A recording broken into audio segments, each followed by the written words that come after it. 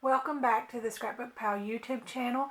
My name's Michelle from Craftie, and today I'm going to show you guys a card using the Waffle Flower Tender Blooms stamp set. I just love this set. Look at all those beautiful flowers. That is so pretty. So I've got the big field of flowers here placed in my MISTI, along with the sentiment that says, "Smile, it looks good on you." This would be a great card for any occasion, just to bring a smile to someone's face. So I've got my panel here that I'm going to stamp my images in. And I've got that cut to 4 by 5 1/4. That's going to leave just a little bit of a border for me on an A2 sized card, which is 4 1/4 by 5 1/2.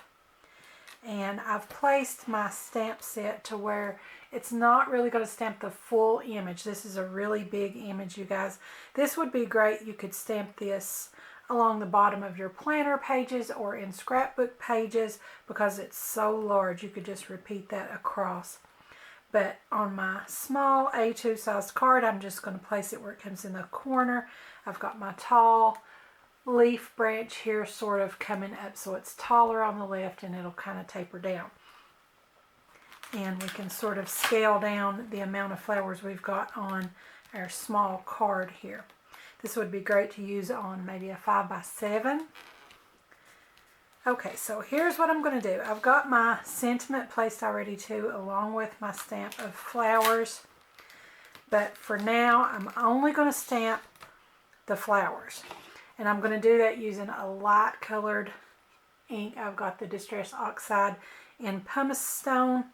And this is a water-based ink, so it's going to go okay with Copic markers so that it won't bleed or smear.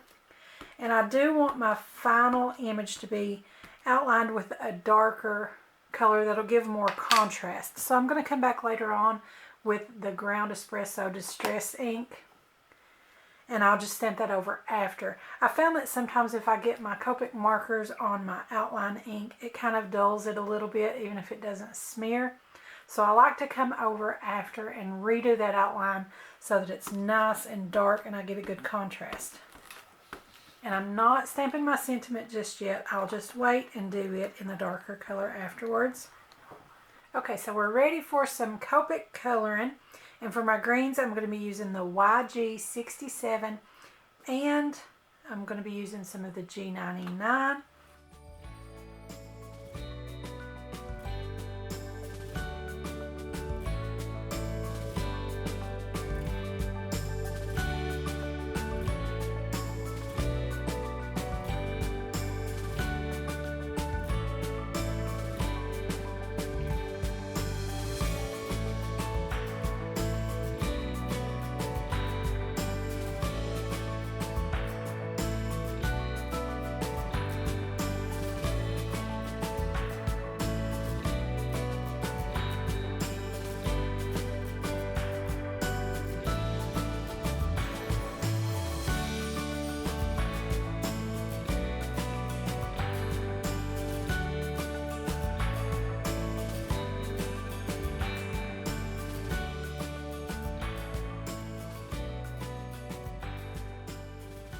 Now that I missed a few stems, I'm just going to go back and get those. So now is the fun part. We get to color in the flowers.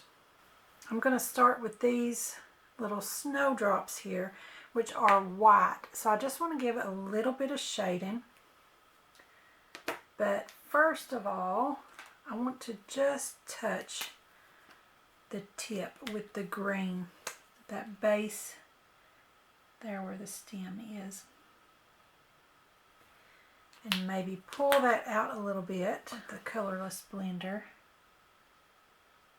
and then we can even add a little bit of BG10, which is a little bit bluish.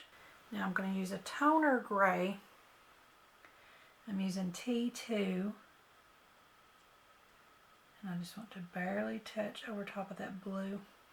It really just gave a little bit of a bluish look from the BG10 to our gray.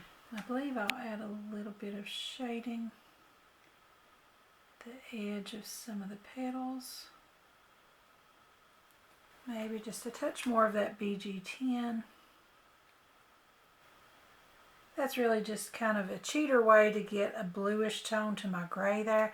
I don't have any of the cool gray markers, but if you did, you'd be able to use that through there without having to worry about it. You wouldn't have to mix colors. Okay, and next I want to color these two here. Those look like crocuses to me. So I'm going to color them like crocuses, but you can really color these any color you want. I'll start with my lighter color here in blues with the B91. I've got a mid-tone blue with B93, and I'm going to be making some little stripy purple colors in there with the V09.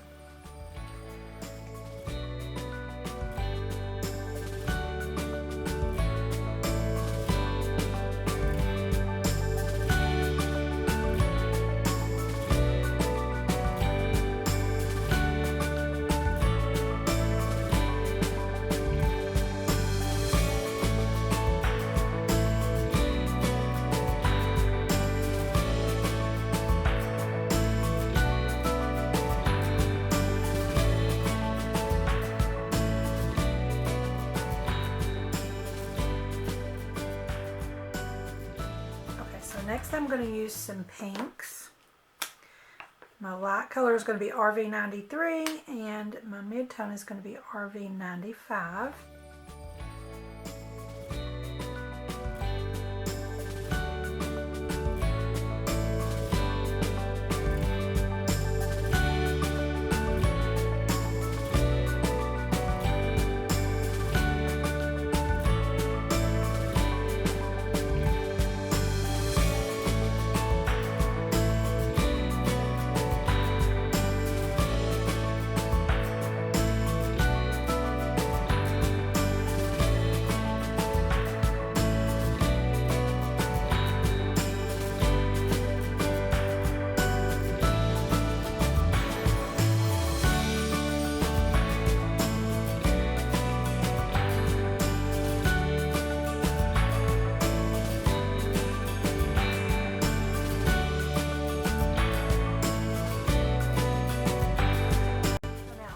My R93. I'm going to keep out RV95 and I'm going to color that on these teeny tiny flowers over here so that they're pink too, but they're a little bit darker pink.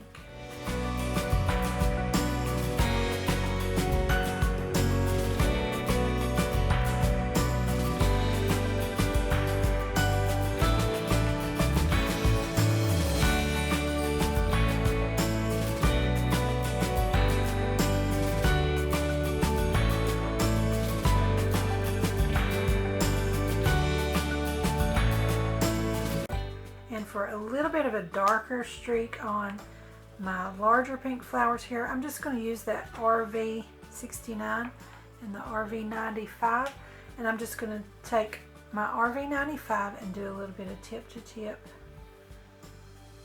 just to get barely a little bit darker. It's a good little trick to do when you want something that's just a little bit in between.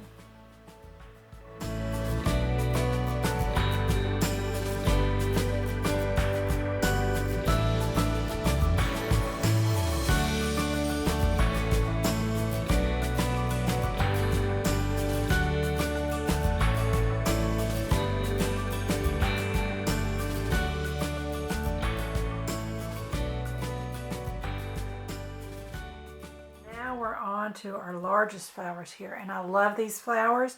You can make them just about anything that you want to. You could color them white with yellow centers and make daisies.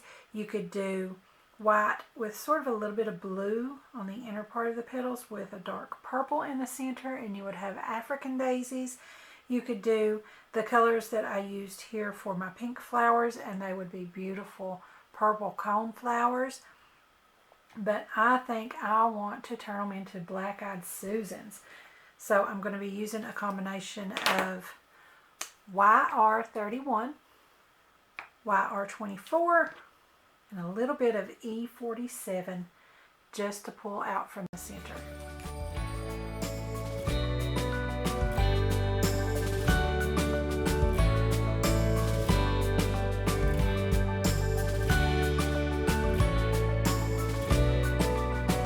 actually I think I'm going to go just a little bit lighter with E57.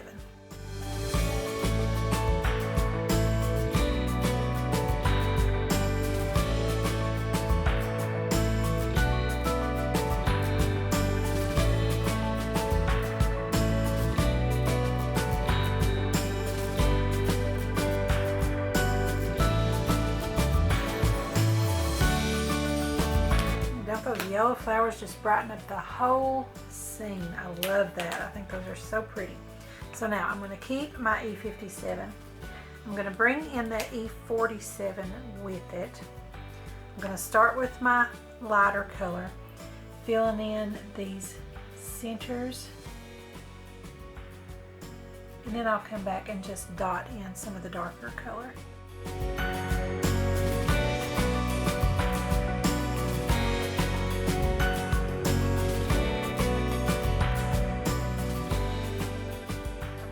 To do a little bit of these brown colors in the centers of my other flowers as well, but right now I've kind of lost some of that by coloring over it, so I'm going to go ahead and do my restamping.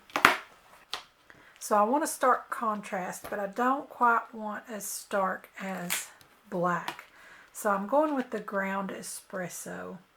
And that brown is going to kind of match in with some of my flower centers and bring that out.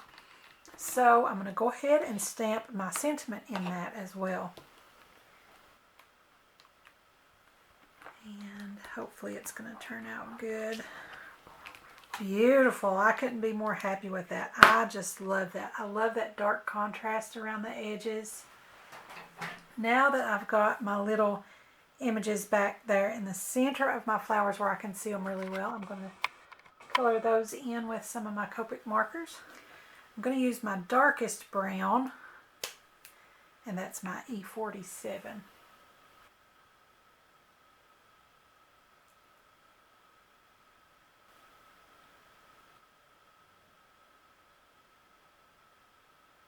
Okay, and for one final touch, I want to add just a little bit of sparkle to some of the flowers using my Nuvo Aqua Shimmer pen.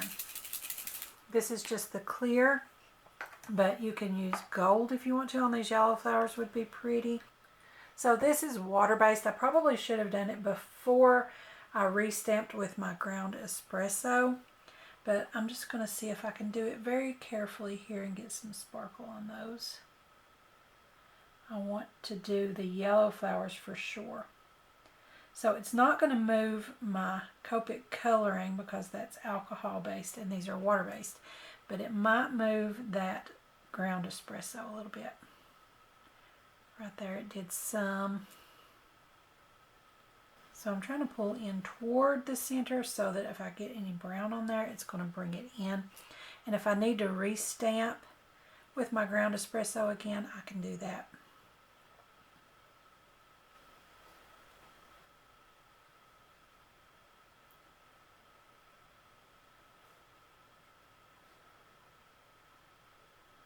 I believe I will pop this back into my MISTI and just quickly re-crisp those outlines.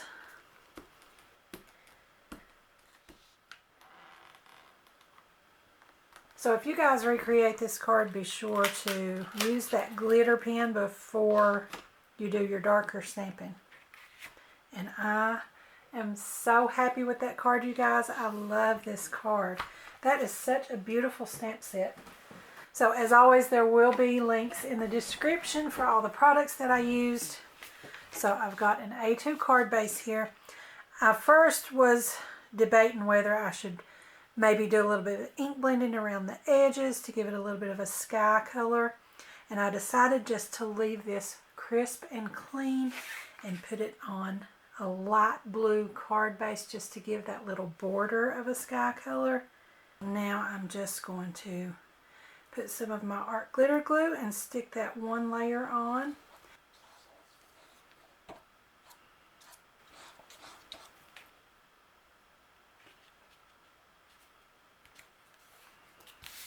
So that is it. I hope you guys can see the sparkle on there. I'm not sure if it's showing up real well on camera, but I just love it. It added the perfect little touch. So be sure to head on over to ScrapbookPal.com and get your Tender Blooms stamp set from Waffle Flower. They also have the matching die set if you guys are interested in that. And don't forget to subscribe to the Scrapbook Pal YouTube channel. Thanks for watching, and I'll see you guys in the next one.